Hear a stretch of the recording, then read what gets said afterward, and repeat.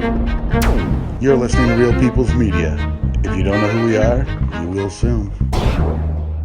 Today is September the 6th, year 2020.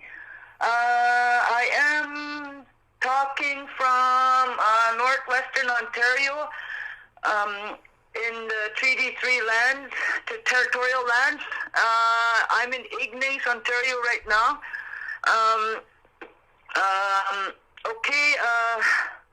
My name is Darlene Necan. I'm from the Ojibwe Nation of Saugeen Indian Tribe, number 258. Band member. Now see, you're gonna get lost here. But anyways, we are spearheading a walk for the nuclear awareness. We're doing a nuclear awareness walk for our territorial homelands here on the Anishinaabe territory, Treaty 3 and Treaty 9. Right now, Treaty 3 is the one that's stepping up right now from the township of Ignace. We got 3 Kokums who are spearheading this.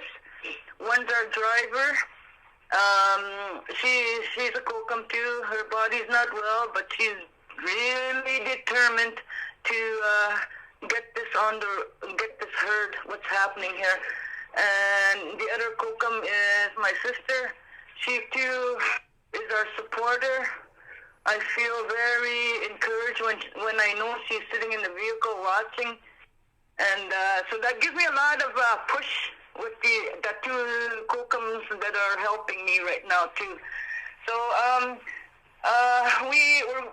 we were supposed to be on our 3rd day today, but the driver called and said there's a big storm coming and that we should take the morning off for now. She don't want me to get sick. She says, if you get sick, who's going to take your place?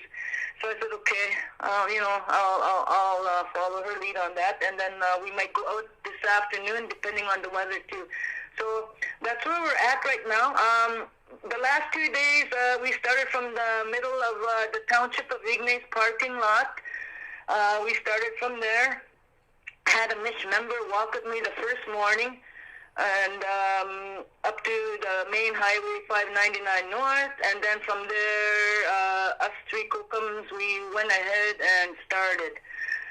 We made it to the Sandbar Provincial Park, and that's where we called it okay for that day to kick it in, and it was good. We all were on high spirits, and it was good. The ladies kept up with their jokes, and we just kept going. And the second day, we started from Sandbar yesterday, and yesterday I kind of overdid myself because, again, someone was supposed to have joined, but he couldn't make it as well. But that's all right. We kept going, and then because my sister couldn't make it yesterday, just the driver and I, the two of us, we continued on.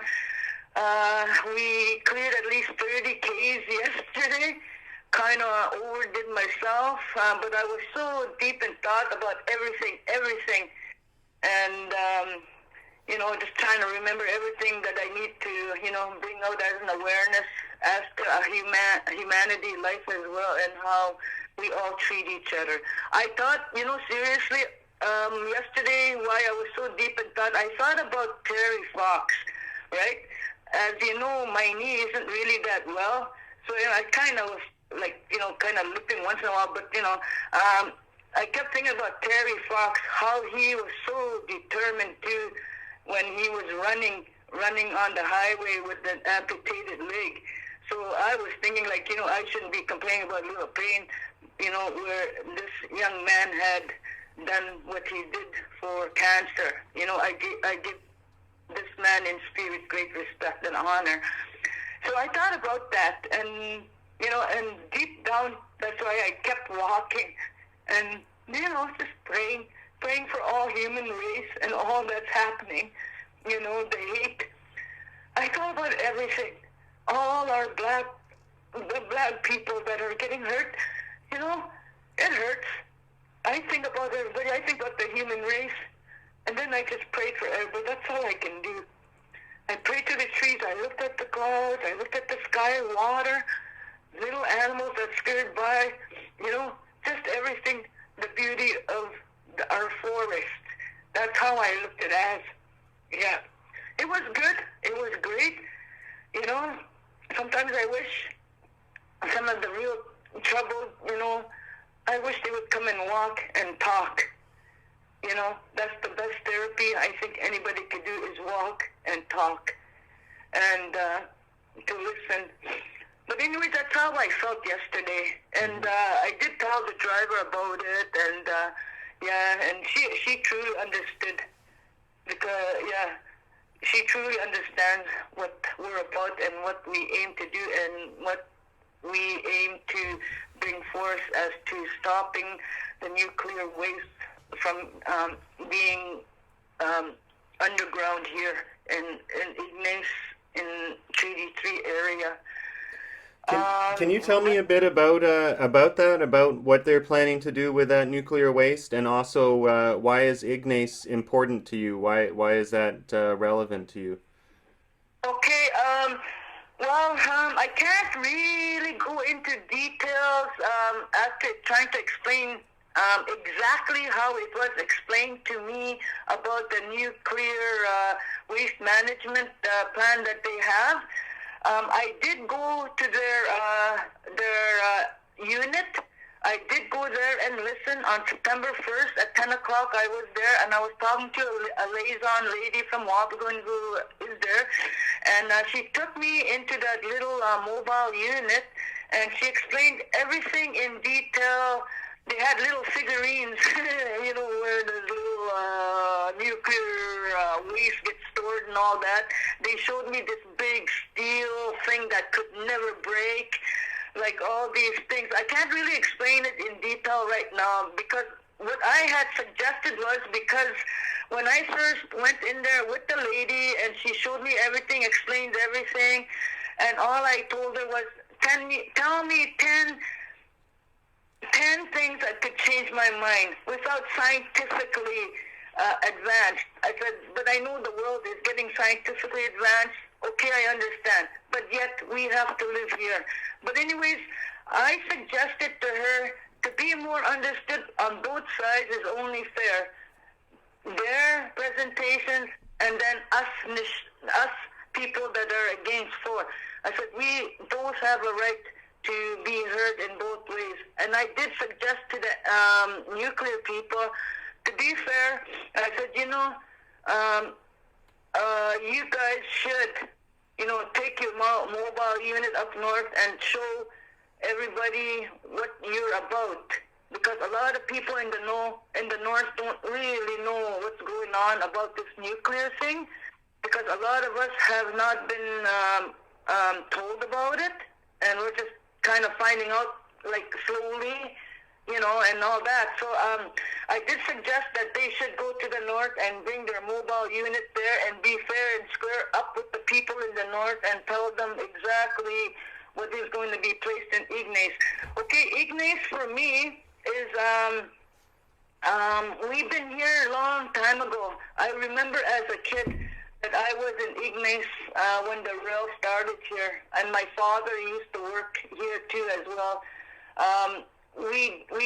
Our family bloodline runs of Ignace, and we've been here before, and then the other people started moving in, and it came to be a township of Ignace. But before that, it was a Anishinaabe land.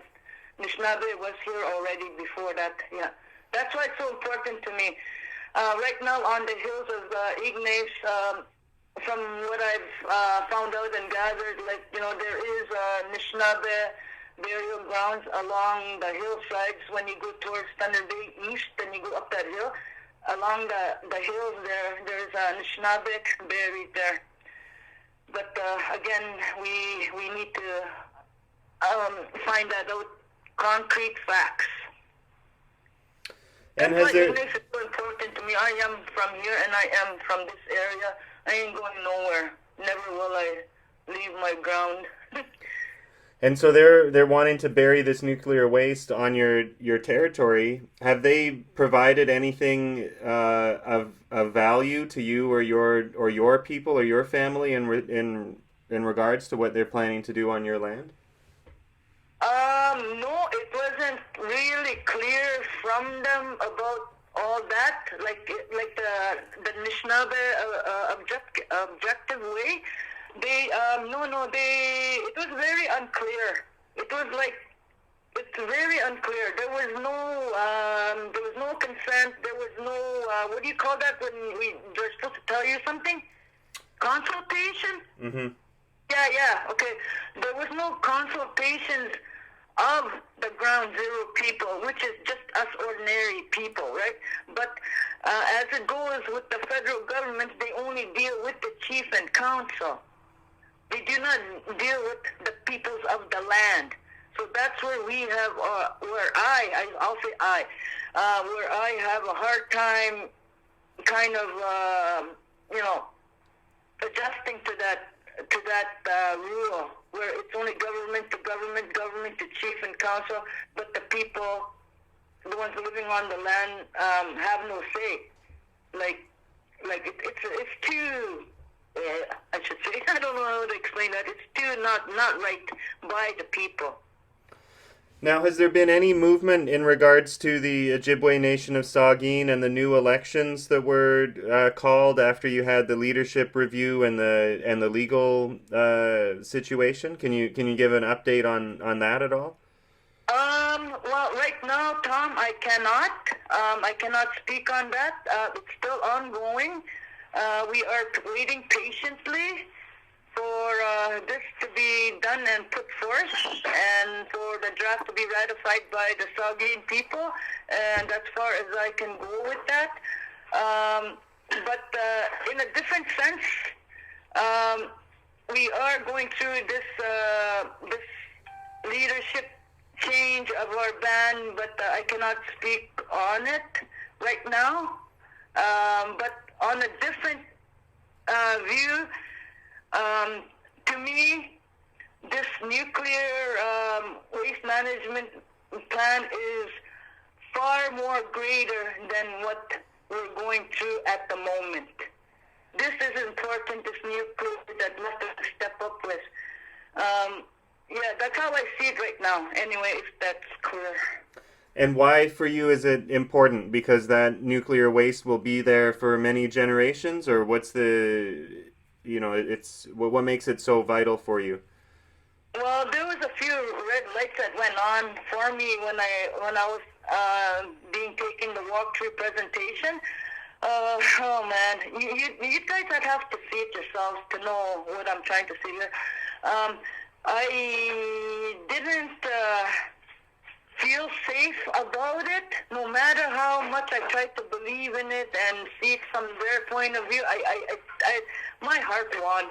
That's all I could say. Maybe I'm old-fashioned, maybe I'm old, but I worried about our future generations when they had said this thing is not going to be in full go till 2043, and that kind of blew me away, because I'm thinking, wow, I said my granddaughters are one now, so they'll be like 44 years old when this thing comes in full bloom. What are they going to face? Maybe not too much will change, but I find this nuclear waste management thing that's going to be buried underground, I believe Mother Nature could easily destroy that. It's how I saw it and how I felt kind of scared about. I feel scared for the future generations of this happening, but then again, it's the modern world. But then again, we don't know, right? Well, I don't anyways. I can honestly say I don't, but I always have this fear for our next generations as to what they're going to see. Is it going to be good or is it going to be bad? But for now, today, right now, I feel it's going to be bad for some reason. But again, I could be wrong. We'll see.